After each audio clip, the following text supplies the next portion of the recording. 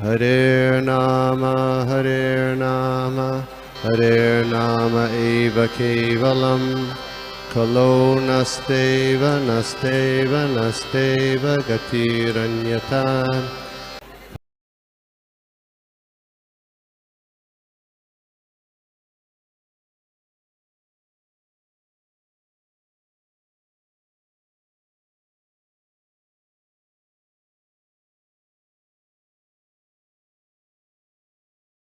कृष्णा श्री प्रभुपाद की जय। नमो विष्णुपादाय कृष्ण पृष्ठाय भूतले श्रीमते राधा गोविंद गोस्वामी ते नामिने। नमस्ते प्रभुपाद साहित्यम गौरवाणी प्रचारिणे विशेष शून्यवादी ग्राम्य जन स्थायिने। नमो विष्णुपादाय कृष्ण पृष्ठाय भूतले श्रीमते भक्ति वेदांत स्वामी ते नामिने। नमस्ते सरस्वती देवी गौरवाणी प्रचारिणे निर्विशेष शून्यवादी पाश्चादेश तारिणे। नारायणं नमस्कृत्यं नरं चैव नरोत्तमं देवीं सरस्वती व्यासं ततो जयमुदीरये। जय श्री कृष्ण चैतन्य प्रभु नित्यानंद श्री अद्वैत गदाधर शिवासदि गौर भक्तवृंद वाञ्छाकल्पतरुभ्यश्च कृपा सिन्धुभ्येव च पतितानां पावनेभ्यो वैष्णवेभ्यो नमो नमः। हरे कृष्णा। श्री प्रभुपाद की जय। सुने दे रहे ना प्रभु जी? जी प्रभु। हरे कृष्णा सुने दे जी रहे जी ना? प्रभु, सुनाई दे रहा है। तो आज हम आज विशेष दिन है। श्रीमद् भागवत तो कक्षा है ही, लेकिन आज का दिन विशेष बड़ा महत्वपूर्ण दिन है।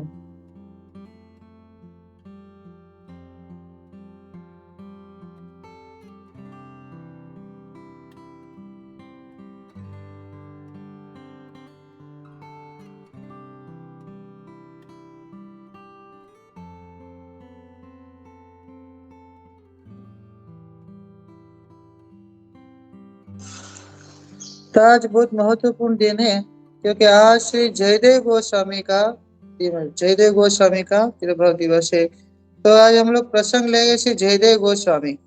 ठीक है, जयदेव गोस्वामी, ठीक है ना प्रभु जी? हरे कृष्णा। जी प्रभु। हाँ, तो जयदेव गोस्वामी प्रसंग लेंगे। तो जयदेव गोस्वामी महान आचार्य हो गए, जिन्होंने गीत गोविंद की रचना की। जो गीत गोविंद सारे जगत में बड़े प्रसिद्ध है, और खास करके श्री जगन्नाथपुरी में जगन्नाथ जी को इतना प्रिय है कि जगन्नाथ जी प्रतिदिन सुबह शाम प्रतिदिन क्या गीत गोविंद का श्रवण करते हैं। इतना गीत गोविंद भगवान को इतना अत्यंत प्रिय है जगन्नाथ जी को। तो सिपाही जयदेव गोस्वामी जो है महान आचार्य हो गए। ये हो गए 12वीं शताब्दी पे हो गए। तो आज से कितना काफी काफी साल हो गया, मतलब 800-900 साल हो गए आसपास। तो काफी साल हो गया हमको, तो बहुत पुराने तो उस समय से जयदेव गोस्वामी हो गए।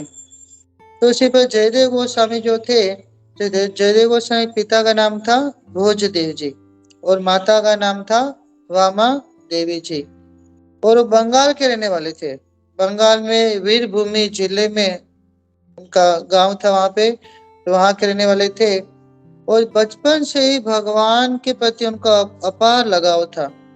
और एक प्रकार से देखा जाए तो वर्णन आता है इसमें, किसी पर जयदेव गोस्वामी साक्षात स्वयं जगन्नाथ जी के ही स्वरूप थे। तो स्वयं भगवान जगन्नाथ जी इसके विषय में कहते हैं कि जयदेव और कोई नहीं अपितु तो साक्षात मेरा ही स्वरूप है। इस इला के वर्णन हम लोग आगे हम लोग सुनेंगे कथा में कि किस प्रकार जगन्नाथ स्वयं इसके बारे में बताते हैं। तो इसी पर जयदेव गोस्वामी बचपन से भगवान के प्रति उनका अपार लगाव था, और संसार के प्रति अपार वैराग्य था। बिल्कुल संसार में रुचि नहीं थी, और नेचुरली भगवान के प्रति उनको लगाव था, भगवान के प्रति प्रीति थी। तो इस प्रकार बंगाल में रहते थे। तो बचपन से उनके माता पिता गोलोक धाम सुधार गए। तो बचपन में वो अकेले थे माता पिता के, और बचपन में माता पिता उनके गोलोक धाम सुधार गए, तो अकेले रहते थे। तो इस प्रकार उनको ज्यादा संसार के प्रति उनका वैराग्य को हो गया। तो इस प्रकार गांव में रहते थे। तो एक समय की बात है कि निरंजन नाम के बड़े ब्राह्मण थे। निरंजन नाम के ब्राह्मण थे, जो बड़े जमींदार व्यक्ति थे वो। लेकिन वो ब्राह्मण तो थे लेकिन लोभी भी थे वो। तो उन्होंने देखा कि जो जयदेव है, इनके माता पिता चले गए और ये तो छोटा सा बालक है, तो इनको क्या अभी उनको कुछ अभी तो कुछ ज्ञान तो नहीं है। तो चलो मैं क्या करता हूँ, इसके पास जो जमीन और जो घर है वो मैं क्या करता हूँ, उसको हड़प लेता हूँ। तो वो जो ब्राह्मण था, वो जयदेव जो बालक था उनके पास गया और उनको कहा, उस बालक को कहा कि हे जयदेव, तुम्हारे पिता ने मुझसे कर्जा लिया था, मुझसे 1,000 रुपया कर्जा लिया था और मुझको कहा था कि अगर मैं कर्जा न चुका दूं तो मेरे घर और मेरे जमीन आप ले लीजिएगा। तो इस प्रकार उन्होंने कहा था। तो अभी तुम्हारे पिता तो चले गए और मेरा कर्जा तो ऐसे रह गया, मेरा कर्जा कौन चुकाएगा? तो अभी मेरा कर्जा को तुम चुकाओ बोले, इस प्रकार कहा। तो उस समय मतलब 800-900 साल पहले की बात है। 1,000 रुपया, तो 1,000 रुपया उस समय बड़ी रकम मानी जाती थी ना। जैसे आज के समय में देखे 1,00,000 रुपया, 1,00,000 रुपया, 10 लाख बड़ी रकम मानी जाती। तो उस समय 1,000 रुपया बड़ी रकम मानी जाती थी, क्योंकि उस समय तो 1 रुपये में बड़ा शुद्ध घी मिला करता था, है ना। 1 आना 2 आने में दूध मिला करता था, शुद्ध दूध मिलता था। तो उस समय बड़ी कीमत थी 1,000 रुपये की। तो कहा उसने, ब्राह्मण ने, कहे जयदेव कि तुम्हारे पिता ने कर्जा लिया था तो तुम्हें कर्जा इसको चुकाना पड़ेगा। तो जयदेव बोले ठीक है, ले लीजिए। बोले मेरे पास तो अभी कुछ भी नहीं है, तो मेरा घर जमीन जो भी आप ले लीजिए। कुछ भी उन्होंने सोचा नहीं कि अरे मेरे आगे चल के मेरा क्या होगा, कुछ सोचा नहीं। और उन्होंने सहर्ष बड़ी प्रसन्नता से उनको दे दिया। बोले ले ले, ठीक है, ले लो। तो इस प्रकार वो एकदम निश्चिंत होके बोले अरे चलो, जो घर बार था वो भी झंझट गई। अब मैं क्या करूंगा, एकदम निश्चिंत होकर शांति से भजन कर सकता हूँ। तो इस प्रकार उन्होंने सोच के उन्होंने घर बार जो भी जमीन था दे दिया।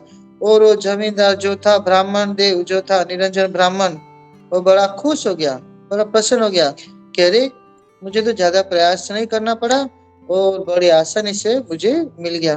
तो बड़ा प्रसन्न हो गया, मन मन में सोच रहा था देखो मैंने किस प्रकार चीटिंग करके इसका धन भी मैंने ले लिया। तो मन में बड़ा प्रसन्न हो रहा था। लेकिन उसी समय क्या हुआ, एक घटना घटी। उसी समय जब उन्होंने जयदेव के पास सब कुछ ले लिया और दस्तावेज बना लिए और सिग्नेचर करा ली जयदेव से, उसी समय एक घटना घटी कि उसी ब्राह्मण देव की लड़की भागते भागते उनके पास आई और कहा कि अरे पिताजी पिताजी पिताजी, हमारा घर जल रहा है, तो बड़ी तेजी जल रहा है घर, और इतनी आग आग इतनी लगी हुई है कि पूरा घर का सामान क्या हो रहा है, जल रहा है। तो इस प्रकार जब समाचार सुना तो ब्राह्मण देव तो एकदम आश्चर्यचकित हो गए और घबरा गए और दुखी हो गए और रोने लगे, मेरा घर मेरा घर मेरा घर। तो इस प्रकार घर की रक्षा करने के लिए और घर की भी सामान था, उस सामान की रक्षा करने के लिए, बचाने के लिए दौड़े उस ओर कि अरे मेरा घर जल रहा, मेरा जल रहा, उस ओर दौड़े। तो ये जो बात जयदेव ने भी सुनी, तो जयदेव से रहा नहीं गया कि अरे इस ब्राह्मण देवता घर जल रहा है। तो जयदेव तुरंत भागते भागते उनके पहले गए और जो घर जल रहा था, एकदम भभक जल रहा था, जयदेव ने कुछ सोचा नहीं, अपने विषय में सोचा नहीं, और तुरंत ही उस आग में कूदी मारी, घर के भीतर आग में कूदी मार दी। और आग में कूदी मार के उनका सामान को बचाने लगे। जो ही उन्होंने आग में कूदी मारी, उसी समय अग्नि देवता एकदम शांत हो गए। अग्निदेव क्या हो गए, एकदम शांत हो गए। जब ये दृश्य उस ब्राह्मण देवता ने देखा तो एकदम आश्चर्यचकित हो गए, अरे ये क्या। तब जान गए कि जयदेव जो बालक जो है, जो जयदेव बालक, ये कोई सामान्य बालक नहीं है, निश्चित रूप में कोई सिद्ध पुरुष है। अन्यथा ऐसा कभी संभव हो नहीं सकता। तब उनको ब्राह्मण देवता को बड़ा पश्चाताप होता है और पश्चाताप के बाद में उनके पास जाता है और उनसे निवेदन करता है, प्रार्थना करता है, उनके चरणों में गिर जाता है कि मुझसे बहुत बड़ी भूल हो गई, मुझसे बहुत बड़ी गलती हो गई, मुझे क्षमा करो, क्षमा करो। और अपनी गलती को स्वीकार करते हुए कहता है कि हे जयदेव, कि मैंने चीटिंग करके तुम्हारा धन, तुम्हारा घर संपत्ति मैंने ले ली। तुम्हारे पिता ने मुझसे कोई कर्जा नहीं लिया था, ये तो मेरा लोभ बढ़ गया था और मैं चीटिंग करके मैंने ये सब ले लिया है। तुम्हारे पिता कोई मुझ पे कर्जा नहीं था, तो तुम अपना घर, अपना जमीन तुम ले लो। तो जयदेव बोले, अरे अरे अरे अरे, मुझे नहीं चाहिए, आप अपने पास रखिए, मुझे ये सब नहीं चाहिए। तो इस प्रकार बाद में जयदेव जो था, बालक जो था, वो वहां से निकल पड़े, निश्चित होकर निकल पड़े। और निकल के बाद में गए, निकल निकल धीरे धीरे घूमते घूमते घूमते और जगन्नाथपुरी की ओर पहुंचते हैं। तो बीच में मार्ग में उनको काफी भूख भी लगी थी, तो भगवान स्वयं उनको खिलाने आए थे और उनको भगवान ने स्वयं उनको खिलाया पिलाया था, उनका देखभाल किया था, ऐसा भी ग्रंथों में वर्णन आता है। तो इस प्रकार जयदेव जी वहां पे पहुंचे जगन्नाथपुरी में, और जगन्नाथ जी का उन्होंने दर्शन किया, वहां पे दर्शन कर रहे थे और भगवान का भजन साधना वो कर रहे थे। इस प्रकार भिक्षा मांग के खा पी रहे थे और जंगल में पेड़ों के नीचे रहते थे, रहने के लिए झुपड़ी भी नहीं थी। तो उसके वजह से वर्णन आता है जयदेव गोस्वामी के विषय में कि जयदेव गोस्वामी एक पेड़ के नीचे एक दिन रहते थे, और एक दिन पूरा हो गया, नाइट किया, नाइट रहे, बाद में दूसरे दिन, बाद में दूसरे पेड़ के नीचे रहते। जैसे हमारे आचार्य सिपा रूप गोस्वामी पाद है ना, सिपा रूप गोस्वामी पाद का वर्णन आता है। तो सिपा रूप गोस्वामी पाद भी इसी प्रकार किया करते थे। तो इसी प्रकार जयदेव गोस्वामी वहां पे रहा करते थे और जंगल में रहते थे और भगवान का भजन साधना करते थे, और जो भी मिलता था उसी को, उसी से प्रसन्न रह के अपना जीवन निर्वाह चलते। इस प्रकार कुछ समय तक वहां पे रहे। तो धीरे धीरे सिपा जयदेव गोस्वामी वहां के बड़े हो गए, उम्र उनकी बड़े हुए, 13-14 साल उनकी उम्र हुई। तो उस समय क्या होता है कि जगन्नाथ जी अत्यंत प्रिय थे, नित्य प्रतिदिन जगन्नाथ जी का दर्शन करने जाते थे। तो इस प्रकार वहां पे तपस्या, भजन साधना इत्यादि करते थे। तो उस समय एक लीला वर्णन आता है कि एक सुदेव नाम के ब्राह्मण थे, दक्षिण दक्षिण भारत के ब्राह्मण थे। तो उनकी कोई संतान नहीं थी, ब्राह्मण की कोई संतान नहीं थी। तो उन्होंने जगन्नाथ जी के विषय में बहुत कुछ सुना था। तो दोनों पति पत्नी, सुदेव ब्राह्मण उनकी पत्नी, दोनों दक्षिण भारत से श्री जगन्नाथपुरी में आते हैं। जगन्नाथपुरी वहां पे आते हैं और जगन्नाथ जी का दर्शन करते हैं। जब दर्शन कर बड़े भावी बन जाते हैं। तो उनकी कोई संतान नहीं थी। तो उन्होंने सुना था कि भगवान जगन्नाथ से जो भी कोई मांगता है तो भगवान जगन्नाथ जी उनकी इच्छाओं को पूरा करते हैं। उनके पास सब कुछ था, धन धान्य की कमी नहीं थी, लेकिन एक ही दुख था, क्या? संतान नहीं थी।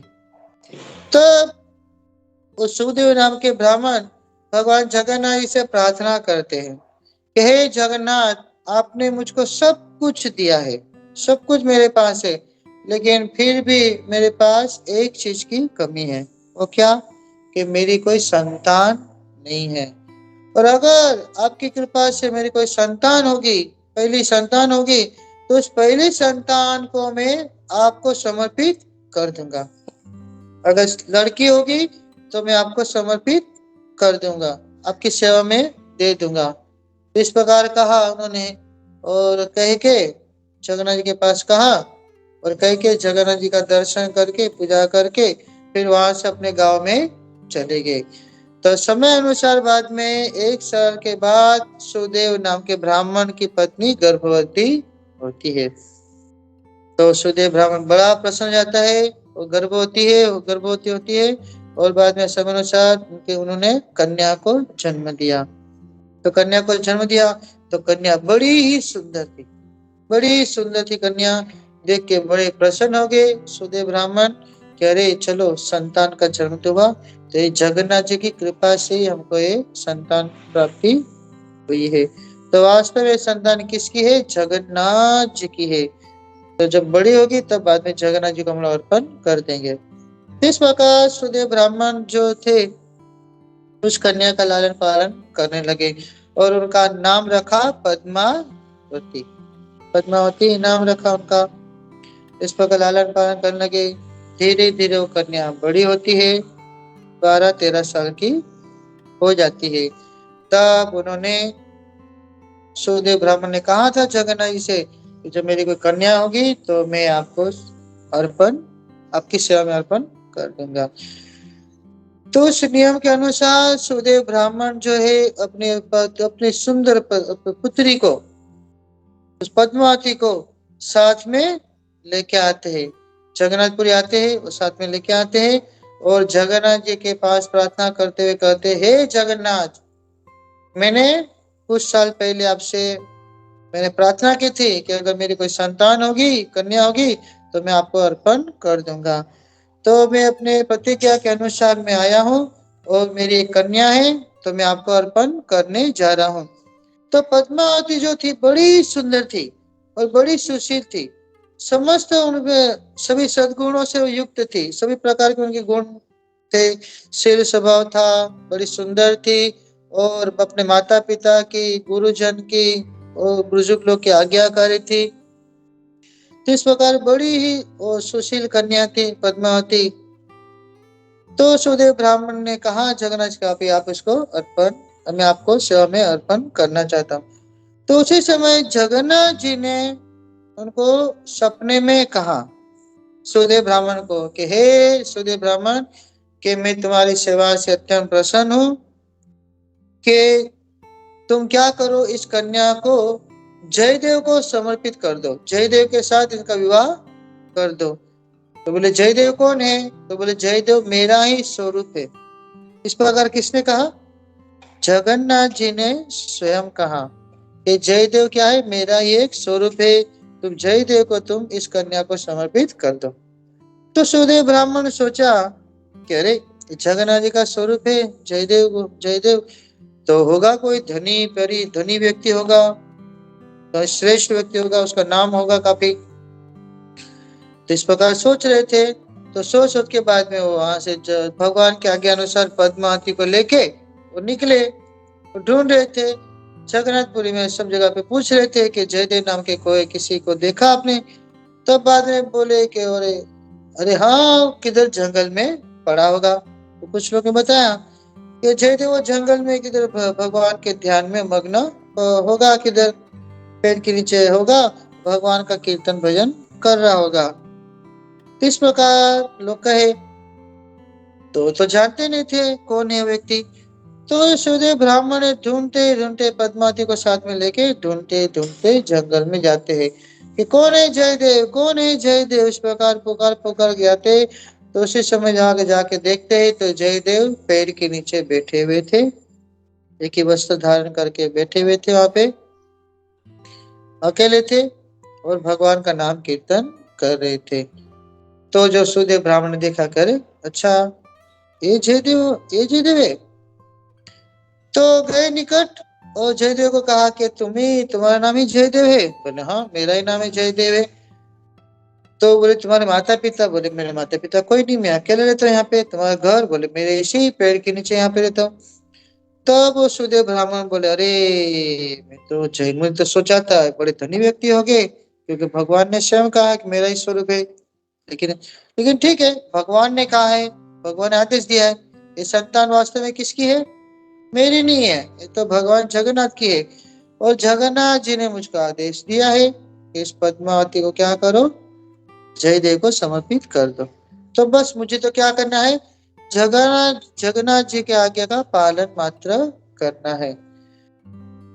तो बाद में इस प्रकार सोचते हुए सुदेव ब्राह्मण ने बाद में कहा जयदेव को कि हे जयदेव, जगन्नाथ जी ने मुझे भेजा है। बोले क्यों भेजा है? बोले ये मेरी पुत्री पद्मावती, ये मेरी पुत्री पद्मावती है, तो इनका हाथ में आपको सौंपने सौंपने वाला हूँ।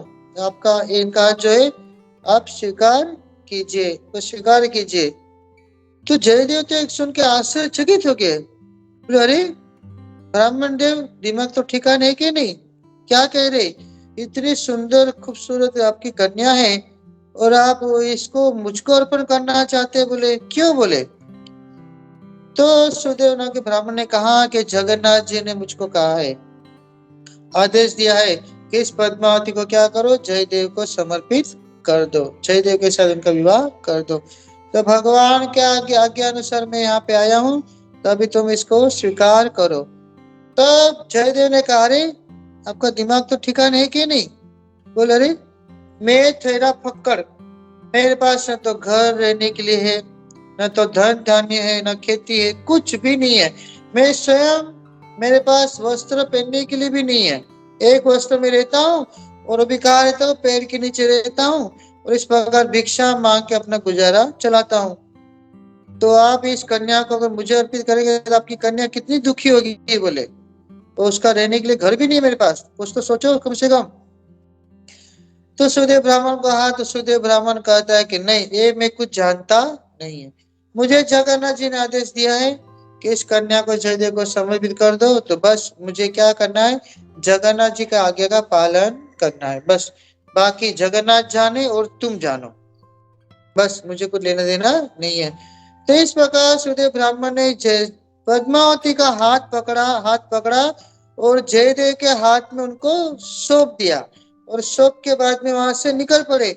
जयदेव बोले, अरे ब्राह्मण देव, अरे ब्राह्मण देव, ब्राह्मण देव कहा, रुको रुको रुको रुको, अरे क्यों झंझाट, इतना बड़ा झंझाट मेरे सर पे डाल के जा रहे? बोले रुको रुको रुको।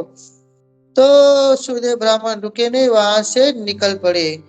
तब जयदेव बोले, अरे एक तो पहले मैं यहाँ पे कुछ है ही नहीं मेरे पास, और ऊपर से दूसरा बोझा मेरे पे आ गया, अब मैं इसका लालन पालन कैसे करूं? तब जयदेव गोस्वामी उनको कहते, उस बालिका को, पद्मावती कहते हैं कि हे पद्मावती, देखो तुम्हारे पिता तो मुझको सौंप के गए, तो उनको इतना कुछ लगता है, इतना बुद्धि इतना नहीं है। तो तुम तो बड़ी बुद्धिशाली हो और बड़ी सुंदर हो, सुशील हो, पढ़ी लिखी हो, तो तुम तो सोचो अपने बारे में थोड़ा कि देखो मेरे पास तो कुछ भी नहीं है, रहने के लिए घर भी नहीं है, न तो मेरे पास धन धान्य है, न तो जमीन है, कुछ भी नहीं है। मैं स्वयं पेड़ के नीचे रहता हूँ और मेरे पास देखो वस्त्र भी नहीं है पहनने के लिए, एक वस्त्र में मैं रहता हूँ और भिक्षा मांग के खाता हूँ, जो भी कभी भिक्षा मिल जाती है उसको खा के अपना जीवन चलाता हूँ। तो तुम तो थोड़ा सोचो, तो तुम तो बड़ी सुंदर हो, तुम्हें तो कोई भी पुरुष तुमको स्वीकार कर लेगा, तुमसे विवाह करने के लिए तैयार हो जाएगा। इस प्रकार पद्मावती कहते।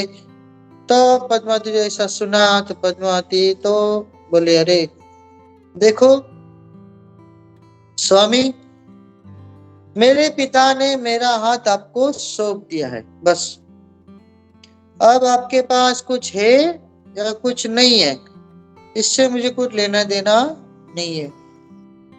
मेरा कर्तव्य है, मेरे पिता ने मेरा हाथ आपको आपके हाथ में सौंप दिया है और मेरे पिता ने आदेश दिया है कि पद्मावती तुम्हें तुम्हारे पति जय देवी है, तभी मैंने आपको अपने मन से आपको अपना स्वामी मान लिया है।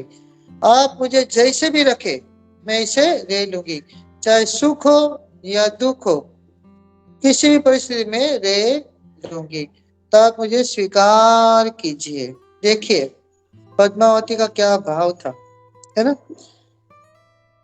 अगर हमारे जीवन में ऐसा होता, ऐसा कोई हो, सोचो अगर कभी हुआ ऐसा जीवन में, कभी ऐसा संभावना है? बोले नहीं है, है ना?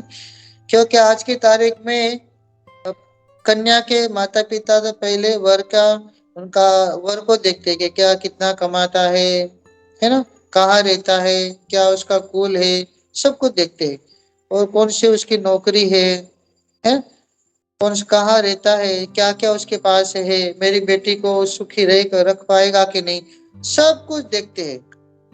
लेकिन पद्मावती ने को पता था कि इसके पास कुछ भी नहीं है, लेकिन उनके पिता ने उनके हाथ में सौंप दिया, तो पद्मावती ने क्या किया? स्वीकार कर लिया। ये पद्मावती। स्वीकार कर लिया कि बस जयदेव, हे स्वामी, आप ही मेरे स्वामी हैं। आप जहां रखेंगे, आप जैसे रहेंगे उसी में रह लूंगी। भिक्षा मांग के जो भी मिलेगा मुझमें रह लूंगी, जो मिलेगा या नहीं मिले, बस अभी मेरे आप ही मेरे स्वामी हैं।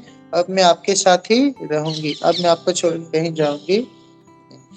तो इस प्रकार पद्मावती ने कहा। जोई जयदेव ने सुना तो रे समझाने का काफी प्रयास किया पद्मावती को, लेकिन पद्मावती मानी नहीं। तो जयदेव जी बीच में सोचने लगे कि बाप तो माना नहीं, बेटी भी नहीं मान रही है, तो मैं क्या करूंगा। अभी स्वीकार करता हूँ, रात के समय में क्या करूंगा, अकेला भाग जाऊंगा। ऐसा सोच के वो स्वीकार कर लिए। तो उसी समय जगन्नाथ जी ने आकाशवाणी हुई, और आकाशवाणी में जगन्नाथ जी ने कहा कि हे जयदेव, तुम चिंता मत करो। इस पद्मावती के कारण तुम्हारी भजन साधना में कोई बाधा नहीं आएगी, उल्टा क्या होगा, सहायक होगी। ये पद्मावती तुम्हारे भजन साधना में सहायक होगी, तो तुम उसको स्वीकार करो। ये पद्मावती तुम्हारे भजन साधना में स्वीकार होगी, इससे तुम्हारी भक्ति बढ़ेगी। तुम इसको स्वीकार करो, इससे मैं प्रसन्न होऊंगा। इस प्रकार जगन्नाथ जी ने आकाशवाणी में कहा। तो जयदेव सुने, तो सुन के बोले ठीक है, कोई बात नहीं, जगन्नाथ जी का आदेश है। तो बोले ठीक है, अभी तो कुटिया बनानी पड़ेगी। तो उस समय जयदेव गोस्वामी ने बाद में घास फूस की, बाद में घास फूस लेके पद्मावती के साथ में दोनों ने मिलके वहां पे कुटिया बनाई। कुटिया बनाई और वहां पे इस प्रकार वहां पे कुटिया बना के वो रहने लगे, क्योंकि पत्नी आई है तो अभी घर तो चाहिए ना, पत्नी को तो झाड़ के नीचे नहीं रह सकते। तो बाद में कुटिया बना के इस प्रकार वहां पे भजन साधना करने लगे, और कुछ समय रहे, बाद में फिर अपने गांव में आ गए, बंगाल में गांव में आ गए। तो गांव वालों ने देखा कि जयदेव आ गया है वहां पे, तो गांव वाले ने वहां पे उनको कुटिया बना के दी, और इस प्रकार वहां पे रहने लगे, वहां पे भी रहने लगे, बंगाल में आके अपने गाँव में आए, वहां रहे, कुछ समय बाद रह रहे थे। इस प्रकार से जयदेव गोस्वामी अपनी पत्नी पत्नी पद्मावती के साथ भजन साधना कर रहे थे। तो पद्मावती जी गाने में बड़े निपुण थे। जयदेव गोस्वामी भी गाने में निपुण थे, और पद्मावती भी गाने में निपुण और नृत्य कला में अत्यंत निपुण थी पद्मावती। तो जयदेव गोस्वामी कभी कभी पदों का गान करते थे, और पद्मावती क्या करती थी, उसी पद के अनुसार नृत्य किया करती थी। तो एक बार से जयदेव गोस्वामी ने सोचा कि चलो भगवान की लीलाओं का वर्णन करना चाहिए। तो सोचा, तो भगवान की कृपा से उनको प्रेरणा होती है कि अभी गीत गोविंद की रचना करनी चाहिए। तो इस प्रकार वहां पे जयदेव गोस्वामी रह के अपनी पत्नी के साथ गीत गोविंद की रचना कर रहे थे। तो गीत गोविंद की रचना जो कर रहे थे, भगवान की लीला, जो गोलोक धाम की जो लीला है, भगवान की लीला स्वयं जयदेव गोस्वामी को स्फुरित हो रही थी। और जयदेव गोस्वामी प्रत्यक्ष उनको देख रहे थे, और देख देख के उस गोलोक धाम की लीलाओं को क्या कर रहे थे, वर्णन कर रहे थे, उसको लिख रहे थे। इस प्रकार लिख के उन्होंने गीत गोविंद नाम का ग्रंथ उन्होंने लिखना शुरू किया। तो प्रत्येक जो भी गोलोक धाम का जो भी लीला तो देख रहे थे, और देख देख के गीत गोविंद को, उस ग्रंथ को इसमें लिख रहे थे। तो लिखते लिखते एक समय की बात है, एक लाइन आती है उसमें, जिसमें उनको वर्णन उन्होंने लीला में देखा, जयदेव गोस्वामी लीला में देखा कि अरे श्रीमती राधा ने क्या करी, मान कर गई, और मान करके रुट के बैठ गई है। तो उस समय भगवान श्री कृष्ण, अखिल ब्रह्मांड के नायक भगवान श्री कृष्ण उनके निकट आते हैं, और निकट आके उनको निवेदन करते हैं कि राधा रानी मान जाओ, और मानते हुए मान जाओ। इस प्रकार बाद में उनको प्रार्थना करते हैं, और बाद में साथ साथ में भी प्रार्थना करते हैं कि हे राधा रानी, तुम अपने चरण कमलों को मेरे मस्तक पे धारण करो। क्या करो, कि हे राधे, तुम अपने सुकोमल चरण कमलों को क्या करो, अपने मस्तक पे, मेरे मस्तक पे धारण करो। इस प्रकार पद, उसमें एक पद आता है कि स्मर गरल खंडनम मम शिरसि मंडनम देहि में पद पल्लवम उदारम, कि अपने चरण कमलों को मेरे सर पे धारण करो। जो इस प्रकार का दृश्य देखा जयदेव गोस्वामी ने, तो जयदेव गोस्वामी अरे श्रीमती राधा रानी तो भक्त है ना, भक्त में शिरोमणि है, तो एक भक्त का चरण कमल भगवान के मस्तक पे कैसे रह सकता है?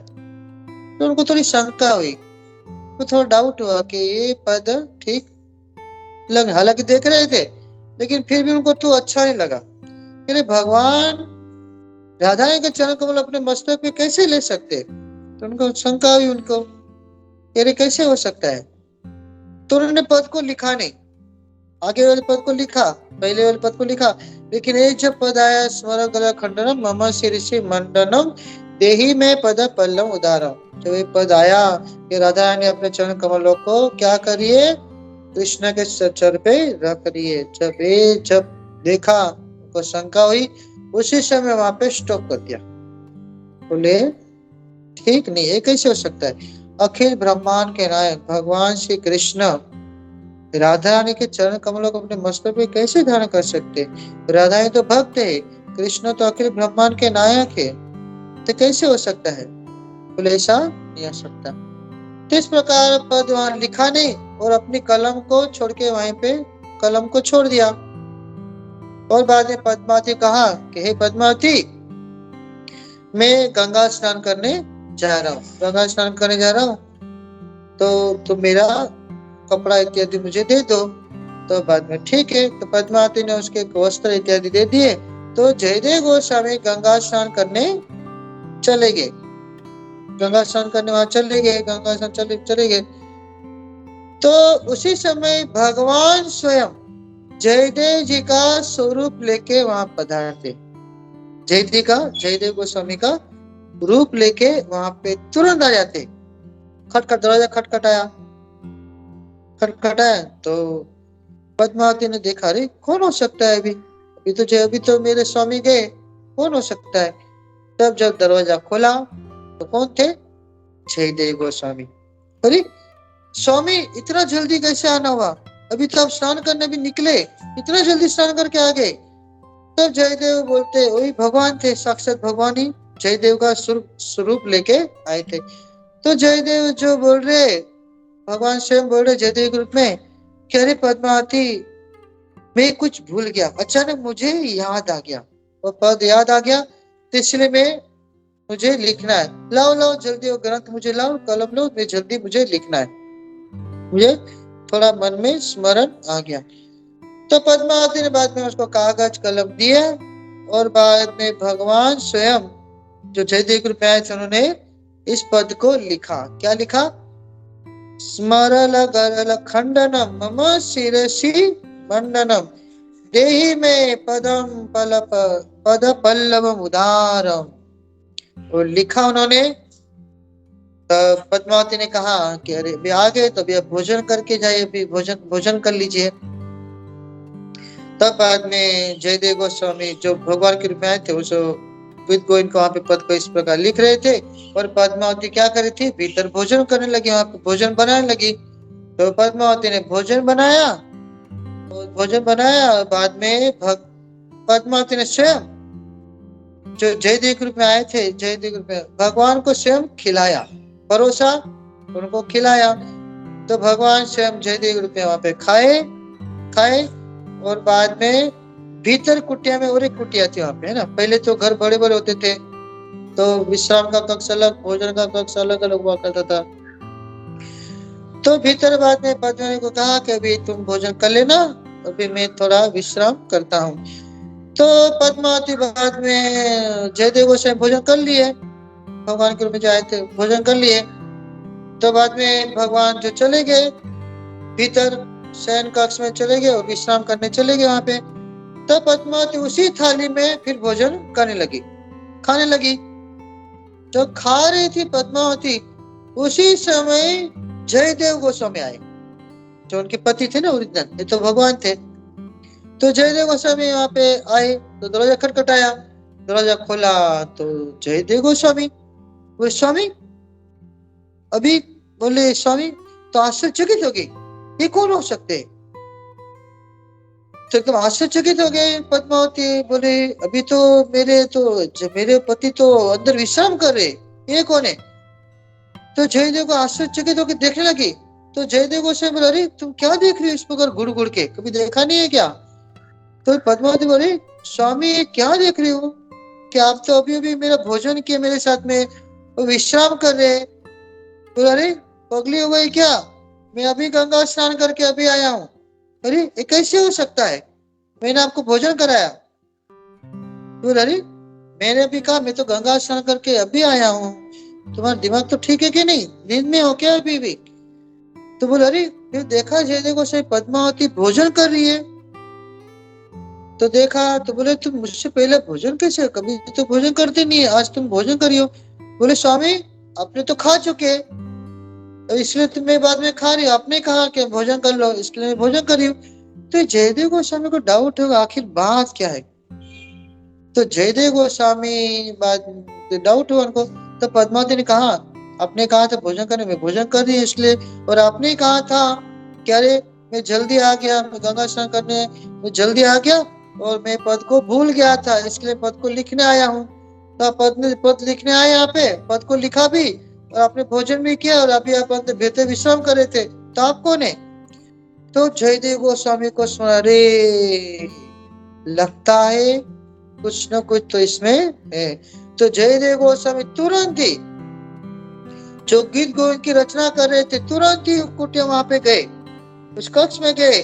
तब वहां पे देखा, कक्ष में जाके देखा, उस पुस्तक को पढ़ा, पुस्तक लिया जो गीत गोविंद जो रचना करे थे ना वो ग्रंथ को लिया, वहां पे देखा, वहां पे तो देखते हैं कि भगवान ने स्वयं सुंदर अक्षरों से वहां पे वो लाइन जो जयदेव गोस्वामी लिखना नहीं चाह रहे थे उस पद को उन्होंने पूरा कर दिया। क्या किया?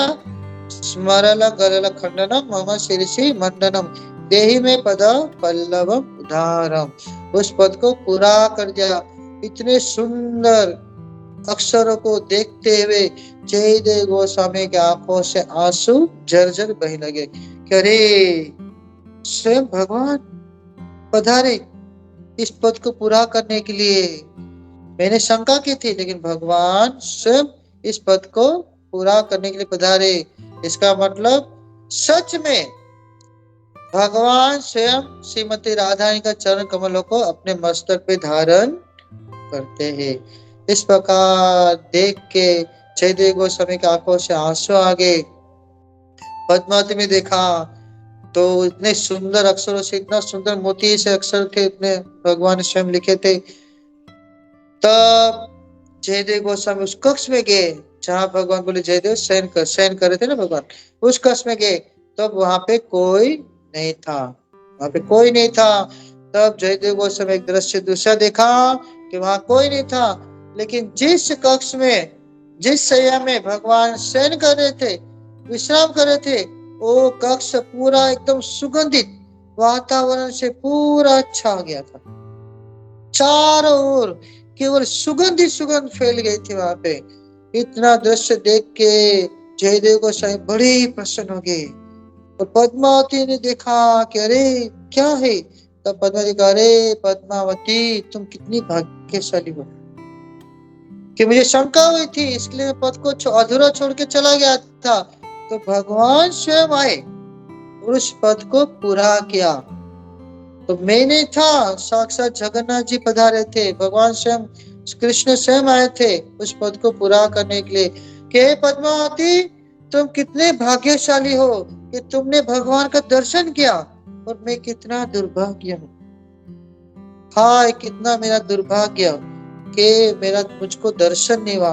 पद्मावती तुम कितनी भाग्यशाली हो, तुमको भगवान का दर्शन भी हुआ और भगवान तुम्हारे हाथ से स्वयं खाए भी, स्वयं भोजन किए, तुम्हारे हाथ से खाए, तो कितनी भाग्यशाली हो। इस प्रकार भाग्य का उनका सराहना करने लगे।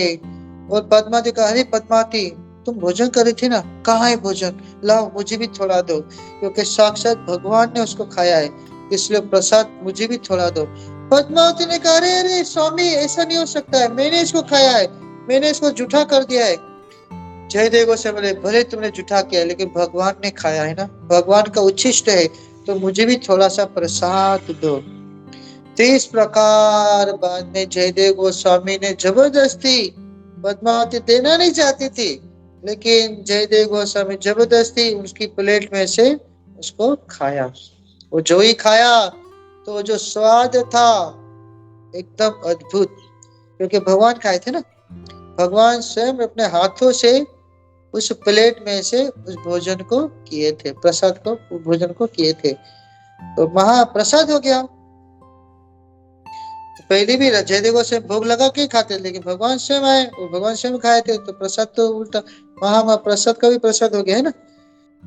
तो वो जो खा के देखा तो देखा अत्यंत तृप्ति हुई उनको, और कितना स्वादिष्ट, क्योंकि भगवान अपने हाथों से उनको स्पर्श किए थे ना उस अन्न को।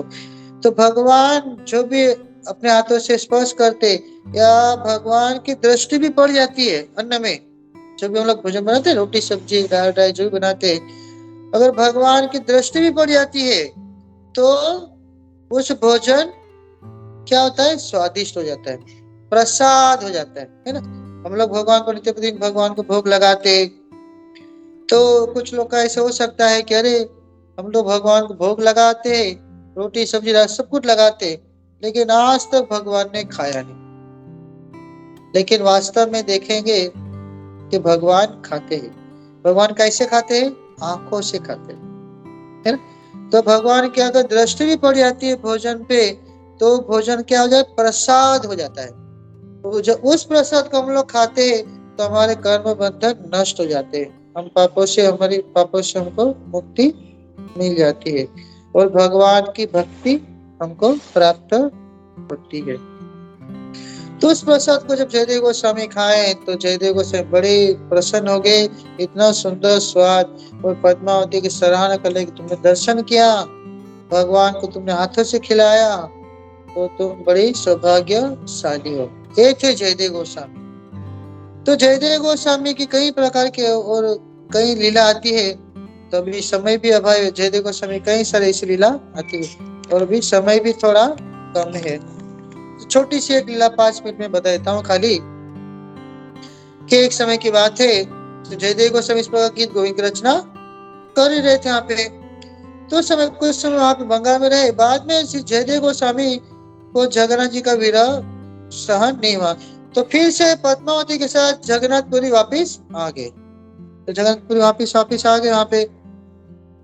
तो उस समय जगन्नाथ जी के परम भक्त थे, राजा थे, राजा का शासन था, तो राजा जगन्नाथ के परम भक्त थे। तो राजा भी बड़े कवि थे, उनको भी बड़े पंडित थे, और उन्होंने भी इच्छा किया कि चलो मैं भी भगवान के विषय में कुछ वर्णन करता हूँ। तो राजा ने भी भगवान के विषय में बड़ी सुंदर लीलाओं के विषय वर्णन किया, और ग्रंथों को लेखन किया, और उस ग्रंथ का नाम दिया गीत गोविंद। राजा ने भी इस ग्रंथ का नाम दिया गीत गोविंद, वो भी बड़ी सुंदर तरीके से लिखा था उन्होंने, तो गीत गोविंद नाम दिया। तो राजा ने भी ब्राह्मणों को बुलाया, और ब्राह्मणों को कहा कि देखो मैंने भी भगवान की लीला के विषय में चर्चा, लीलाओं का वर्णन किया है, एक मेरा ग्रंथ है गीत गोविंद, तो तुम क्या करो हे ब्राह्मण देवता, तुम इस ग्रंथ का प्रचार करो, इसकी लेखनी करो, इसकी लिपिबद्ध करो, और इसको क्या करो, प्रिंटिंग करके इसका प्रचार प्रसार करो। तो ब्राह्मण के हाथ में गीत गोविंद ग्रंथ है राजा के द्वारा लिखित। तो बोले कि अरे राजा, पहले भी एक गीत गोविंद है जयदेव गोस्वामी का। तो राजा बोला मेरा भी गीत गोविंद, इसमें भगवान के लीला का वर्णन है, ये मेरा श्रेष्ठ ग्रंथ है, इस प्रकार का तुम इसका प्रचार करो। तो ब्राह्मण देवता जब देखे इस गीत गोविंद को जो राजा के द्वारा था, तो उनको इतना अच्छा नहीं लगा, बड़ा सुंदर था, वर्णन बड़ा सुंदर किया था भगवान की लीला के विषय में, लेकिन उसमें प्रेम नहीं था जो जयदेव गोस्वामी के ग्रंथ में था, उस प्रकार का प्रेम प्रकट नहीं हो रहा था। लेकिन राजा ने कहा है तो भी क्या करे।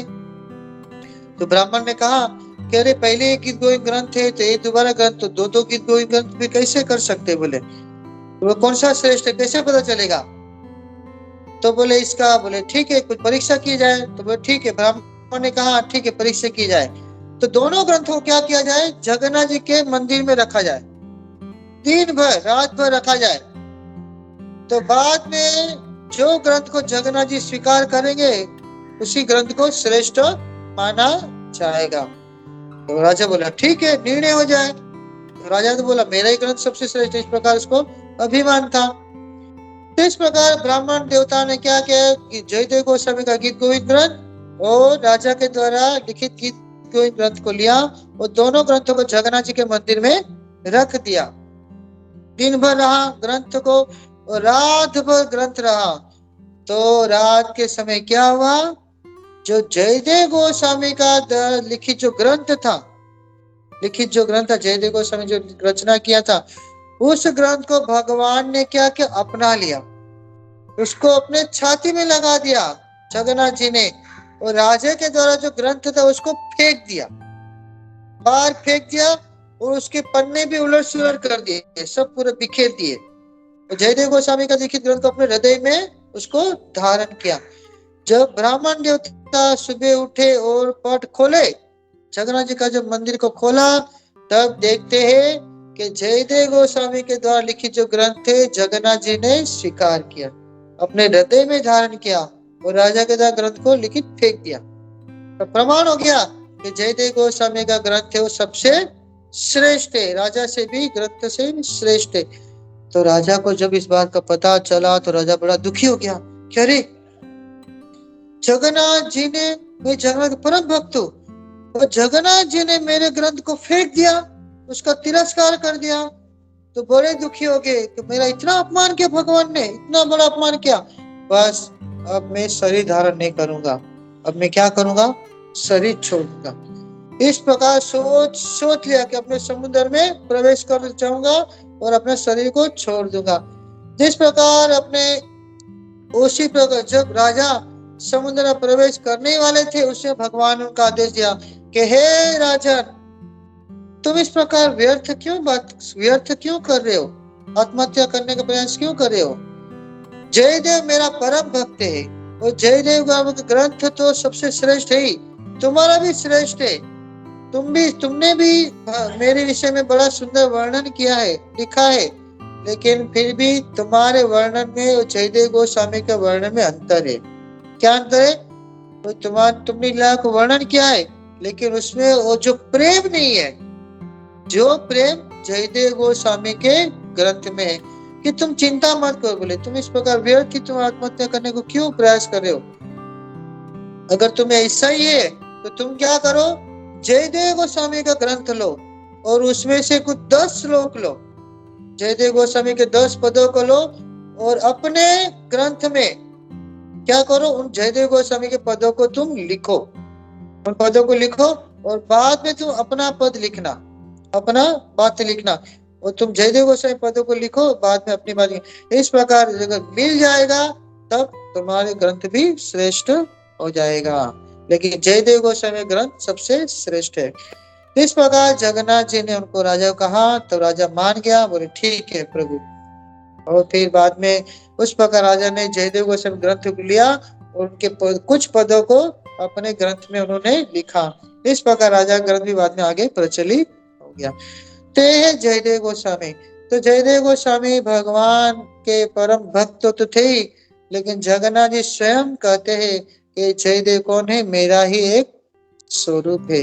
तो उसी जयदेव गोस्वामी का आज का दिन जो तिरुभाव दिवस है, तो इसके लिए हम लोग जयदेव गोस्वामी के विषय में कुछ श्रवण हम लोग किए। हरे कृष्णा। श्री प्रभुपाद की जय हो।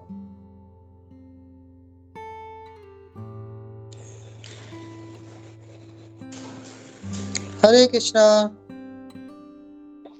हरे कृष्णा। बहुत बहुत धन्यवाद प्रभु जी, आपने इतना सुंदर जयदेव गोस्वामी जी का वर्णन, सारा जो उनका लीलाएं थे इतने अच्छे से आपने वर्णन किया। बहुत बहुत धन्यवाद प्रभु जी।